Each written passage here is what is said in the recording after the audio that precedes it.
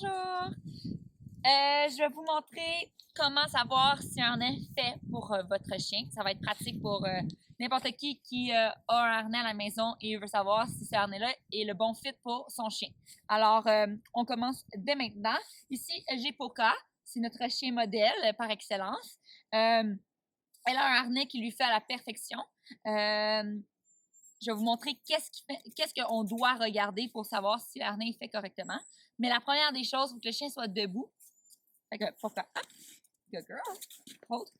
Ensuite, on doit étirer le harnais. Donc, il faut que le harnais il moule le corps du chien pour savoir si ce harnais-là fait correctement. Donc, la première chose,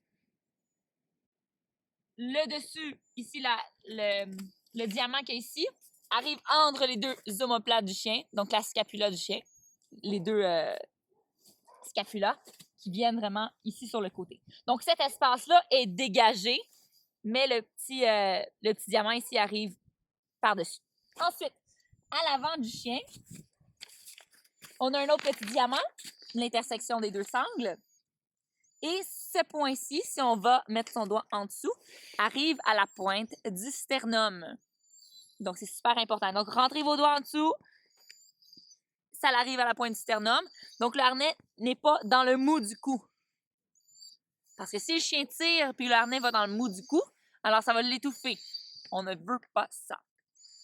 Donc, ça, c'est un autre point super important.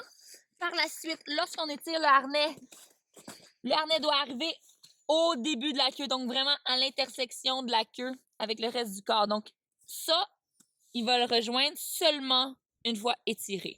Donc, ça, là, c'est parfait. Ça arrive au début de la queue. Ensuite de ça, on veut que la sangle ici passe pas dans le mou, ici dans le flanc. On veut que ça soit à côté sur la dernière côte de la cage thoracique.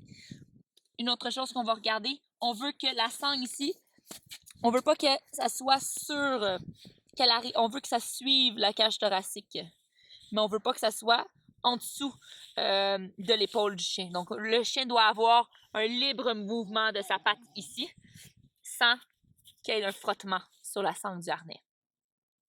Donc, c'est important d'avoir des harnais qui sont rembourrés.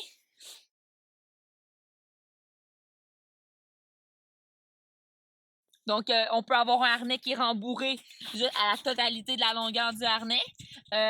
Vu que ici, ce harnais-ci nécessite seulement que le chien tire. La section où que le chien tire ou qu'il y a de la pression, c'est vraiment au niveau des épaules ici. Le poitrail et un peu ici, c'est juste pour le confort d'avoir le long de la cage thoracique. Une autre chose qui est super importante et qui n'est pas bien considérée, on va le voir, on le voit pas sur ce harnais-ci parce que c'est un bon fit, puis les angles de ce harnais-là ont été considérés.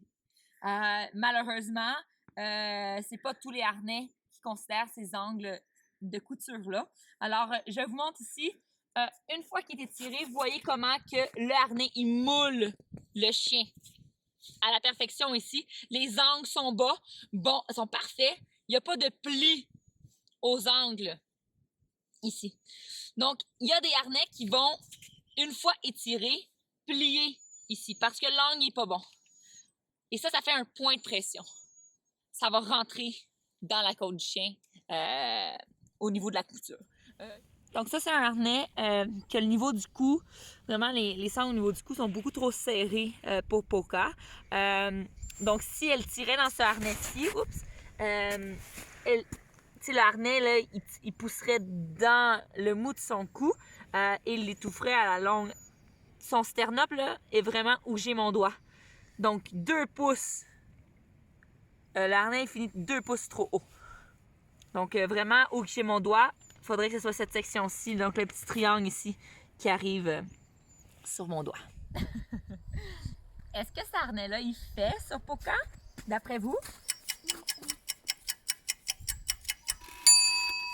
Ça n'a pas de l'air si mal, vu comme ça.